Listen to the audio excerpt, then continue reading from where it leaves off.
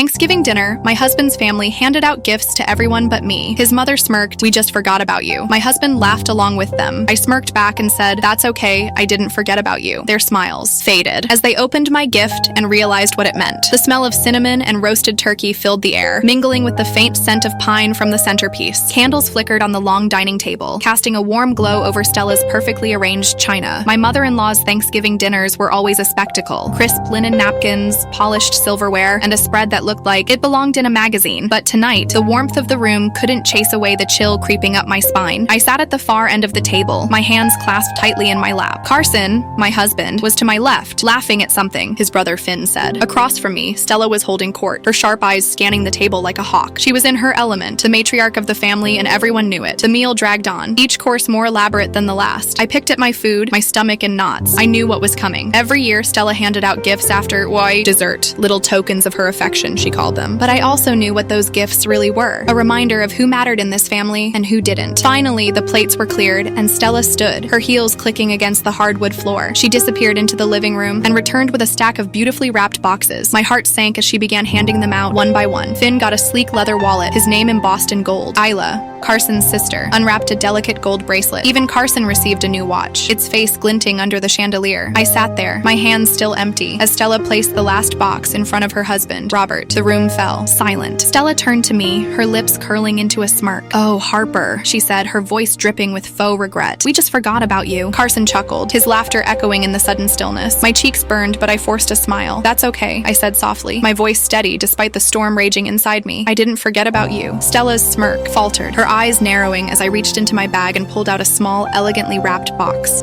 The room seemed to hold its breath as I placed the box in the center of the table. Stella's gaze flicked to Carson, who was now frowning, his laughter dying on his lips. Finn and Isla exchanged uneasy glances, their gifts momentarily forgotten. Even Robert, usually stoic and unreadable, leaned forward slightly, his eyes fixed on the box. I kept my expression calm, my hands steady, but inside, my heart was pounding. This was the moment I'd been waiting for, the moment they'd realize I wasn't the quiet, passive woman they'd dismissed for years. "What's this?" Stella asked, her tone sharp, though I could hear the faintest tremor of uncertainty beneath it. "A gift," I replied, my voice soft but firm, "for all of you." Carson reached for the box, but I stopped him with a look. "No," I said, my tone leaving no room for argument. "Let Stella open it." She hesitated, her manicured fingers hovering over the wrapping paper. For a moment, I thought she might refuse, but then her pride won out. She tore into the paper with a sharp tug, revealing a small, unmarked USB drive. The room was silent, except for the faint rustle of paper as Stella held up the drive, her brow furrowed. "What is this supposed to be?" "Plug it in," I said, nodding toward the laptop on the sideboard. Carson stood abruptly, his chair scraping against the floor. "Harper, what are you doing?" I ignored him, my eyes locked on Stella. She hesitated again, but curiosity, or maybe arrogance, got the better of her. She snatched the laptop and inserted the drive. The screen flickered to life, and a video began to play. Grainy security footage filled the screen, showing Carson sneaking into his father's home office late at night, the timestamp in the corner, Midori 2:47 a.m. Carson's face went pale as the video showed him rifling through Robert's desk, pulling out a stack of documents and a small locked box. He opened it, revealing bundles of cash, which he quickly stuffed into his jacket. "What the hell is this?" Robert barked, his voice shaking with anger. I didn't answer. The next clip began to play. This time, it was Stella, sitting in a cafe with a man I recognized as a local councilman. Their voices were muffled, but the subtitles I'd added made their conversation clear. "If you rezone the property," Stella was saying, "we'll make sure you're well compensated." The councilman nodded, his expression greedy. "And the paperwork?" "Already taken care of," Stella replied, sliding an envelope across the table. The room erupted. Finn stood, his face red, while Isla let out a strangled cry. Robert slammed his fist on the table, his eyes blazing. "You've been spying on us," Stella hissed, her voice trembling with rage. I smiled, though there was no warmth in it. "You made me the outsider," I said quietly, so I had nothing to lose.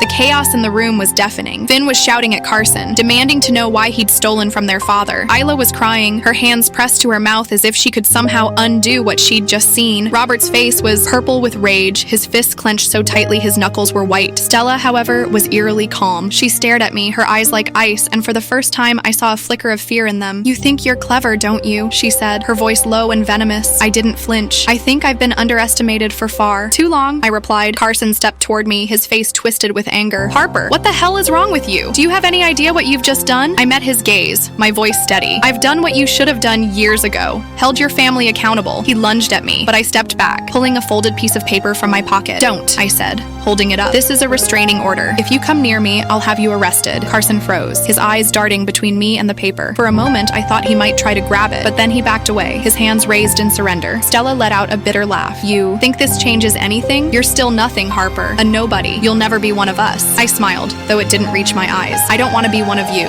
I said. I just wanted you to know that I've been watching. And I've been waiting. The room fell silent again, the weight of my words hanging in the air. Finn sank back into his chair, his face pale. Isla was still crying, her sobs muffled by her hands. Robert was staring at the laptop screen, his expression unreadable. Stella was the first to break the silence. Get out, she said, her voice trembling with barely contained rage. I didn't need to be told twice. I grabbed my bag and turned to leave, but as I reached the door, I paused. Oh, and one more thing, I said, glancing over my shoulder. The police already have copies of everything on that drive. I suggest you start preparing your defense. I didn't wait for a response. I stepped out into the cold night air, the sound of their voices fading behind me. My hands were shaking, but I felt a strange sense of calm. For the first time in years, I was in control. The frosty air bit at my cheeks as I walked down the driveway, my breath visible in the moonlight. The sound of raised voices still echoed from the house, but I didn't look back. I couldn't. My legs carried me forward, each step feeling lighter than the last. I reached my car and slid into the driver's seat, my hands gripping the steering wheel to steady their trembling. The adrenaline was starting to wear off, and the weight of what I'd just done began to settle over me. But it wasn't regret I felt. It was relief. Relief that I'd finally stood up for myself. Relief that I'd exposed the truth. My phone buzzed in my pocket, and I pulled it out, half expecting it to be Carson or Stella, demanding an explanation. But it wasn't. It was a notification from my bank. The $2,000 wire transfer had gone through. I smiled faintly, my thumb hovering over the screen. The money wasn't for me. It was a donation, a sizable one, to a charity that helps survivors of financial abuse, and it was made in Stella's name. I started the car and pulled out of the driveway, the headlights cutting through the darkness. As I drove, my mind wandered back to the beginning, to the first time I'd met Stella and realized just how much she despised me. It was at Carson's graduation party, just a few months after we'd started dating. I'd worn my best dress, a simple navy blue one I'd saved up for, but it was nothing compared to the designer gowns Stella and her friends were wearing. I'd felt out of place from the moment I walked in, but I'd tried to smile, to be polite. Stella had cornered me in the kitchen, her eyes raking over me like I was something she'd scraped off her shoe. So, she'd said, her voice dripping with disdain, you're the girl my son's been wasting his time with. I'd tried to laugh it off, to brush it aside, but the words had stung, and they'd kept stinging every time she made a snide comment about my job, my family, or my lack of ambition. Carson had always brushed it off. That's just how she is, he'd say, as if that made it okay. But it wasn't okay. And the more I'd tried to fit in, the more I'd realized I never would. The memory faded as I pulled into my driveway, the familiar sight of my small, cozy house bringing a sense of comfort. I stepped inside, the warmth wrapping around me like a blanket. I poured myself a glass of wine and sat on the couch, my mind still racing. The night wasn't over yet. There were still loose ends to tie up, decisions to make. But for now, I allowed myself a moment to breathe, to savor the quiet victory. My phone buzzed again, this time with a text from my best friend, Lila. How did it go? I typed out a quick reply. Better than expected. I'll tell you everything tomorrow. I set the phone down and leaned back,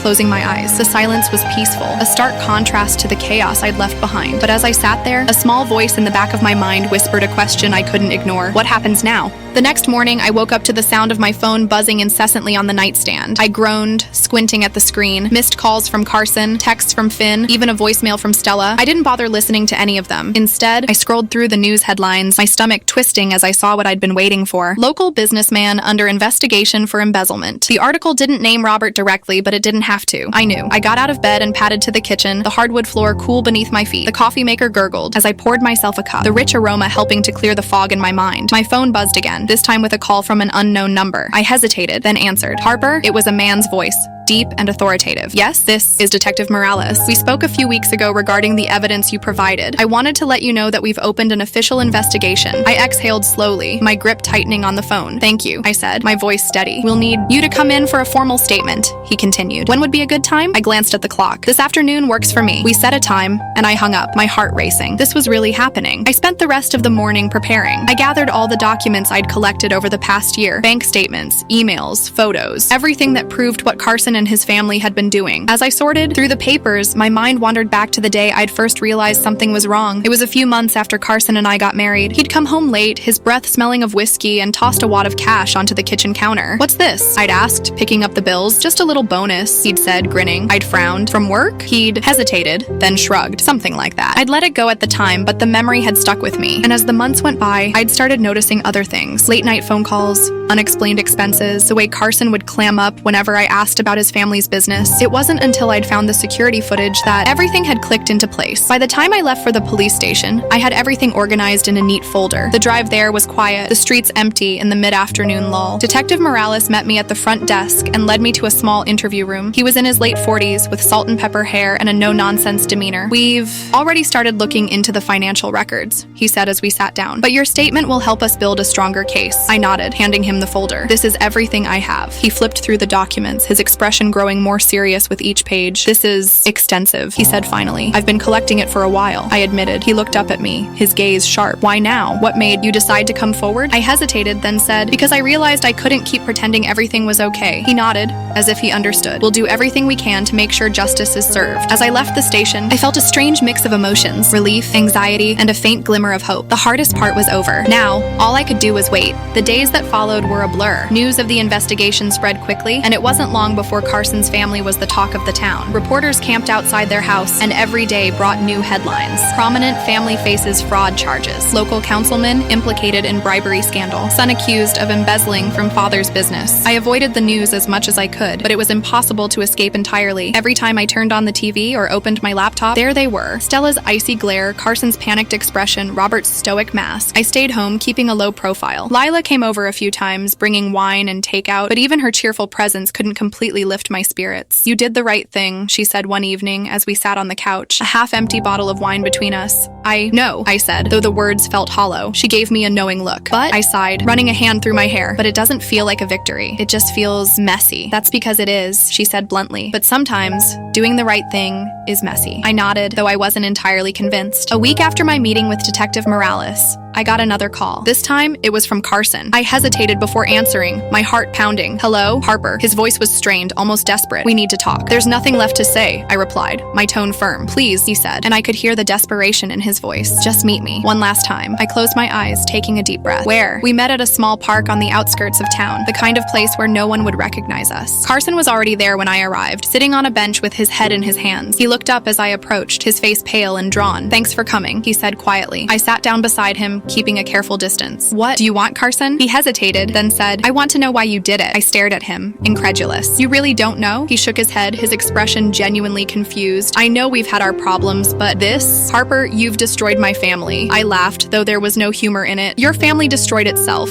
I just exposed it." He looked at me, his eyes pleading. "Was it revenge? Because of the way my mom treated you?" "It wasn't about revenge," I said, my voice steady. "It was about the truth, about holding people accountable for their actions." He was silent for a long moment, then said, "I never meant to hurt you." "But you did," I replied, "and so did your family." Over and over again. He looked away, his shoulders slumping. "What happens now?" "That's up to the courts," I said. "And you." I stood to leave, but he reached out, grabbing my hand. "Harper, I'm sorry." I pulled my hand away, my heart aching despite everything. "I know," I said softly, "but sorry isn't enough." I walked away from the park, my chest tight and my mind racing. Carson's apology echoed in my head, but it didn't bring me the closure I'd hoped for. If anything, it left me feeling more unsettled. When I got home, I poured myself a glass of water and sat at the kitchen table, staring out the window. The sky was overcast, the clouds heavy with the promise of rain. It felt fitting somehow. My phone buzzed, pulling me out of my thoughts. It was a text from Lila. "How did it go?" I typed out a quick reply. He apologized. Her response came almost immediately. "And?" I hesitated, then wrote, "I don't know how I feel." She didn't respond right away, and I was grateful for the silence. I needed time to process everything. Over the next few days, I tried to focus on moving forward. I cleaned the house, organized my studio, and even started sketching again, something I hadn't done in months. But no matter how much I tried to distract myself, my thoughts kept circling back to Carson and his family. I couldn't stop wondering, what would happen to them? Would they face real consequences, or would their money and connections protect them like it always had? And what about Carson? Did he truly regret what he'd done, or was he just sorry he'd been caught? I didn't have answers, and that uncertainty gnawed at me. One evening, as I was sorting through old photos, I came across a picture of Carson and me from our wedding day. We looked so happy, so in love. It was hard to believe how much had changed since then. I traced the edge of the photo, my throat tightening. I didn't miss him, not the man he'd become anyway, but I missed the person I'd thought he was, the person I'd believed in. I put the photo away and closed the box, pushing it to the back of the closet. Some things were better left in the past. A few days later, I got a call from Detective Morales. "We've made significant progress in the investigation," he said. "Thanks to your evidence,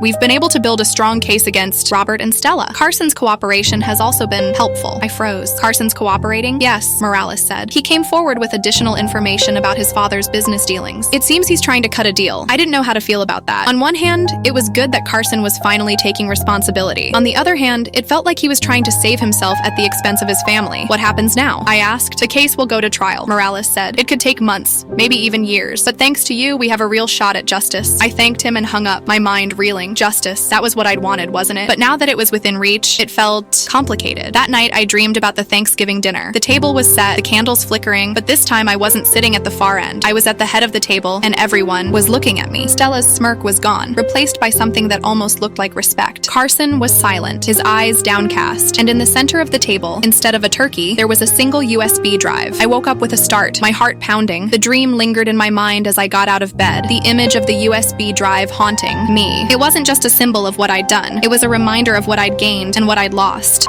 The trial began a few months later, and I was called to testify. Walking into the courtroom felt like stepping into a different world. The air was heavy with tension, and the room was packed with reporters, lawyers, and curious onlookers. I took my seat on the witness stand, my hands clasped tightly in my lap. Across the room, I could see Carson sitting with his lawyer. He looked thinner, his face pale and drawn. He didn't meet my eyes. Stella and Robert were seated a few rows behind him, their expressions unreadable. Stella's usual poise was gone, replaced by a brittle tension. Robert looked older, his shoulders slumped as if the weight of the trial was pressing down on him. The prosecutor began by asking me to recount the events of that Thanksgiving night. I spoke clearly, my voice steady, though my heart was racing. I described the gifts, Stella's smirk, the USB drive, and the chaos that followed. When it was the defense's turn, Carson's lawyer tried to undermine my credibility. He asked pointed questions about my relationship with Carson, implying that my actions were motivated by spite rather than justice. Isn't it true, he said, his tone sharp, that you felt excluded from the family, that you resented them for not accepting you? I took a deep breath, meeting his gaze. I didn't resent them for not accepting me, I said. I resented them for breaking the law and thinking they could get away with it. The lawyer pressed further, but I held my ground. By the time I stepped down from the stand, I felt drained but relieved. I'd done my part. The trial dragged on for weeks, with new evidence and testimonies coming to light. Carson's cooperation proved crucial, and it became clear that he was trying to distance himself from his parents' actions. I avoided the news as much as I could, but it was impossible to ignore the headlines. Son testifies against parents in fraud case. Family business in shambles as trial continues. Harper's USB drive.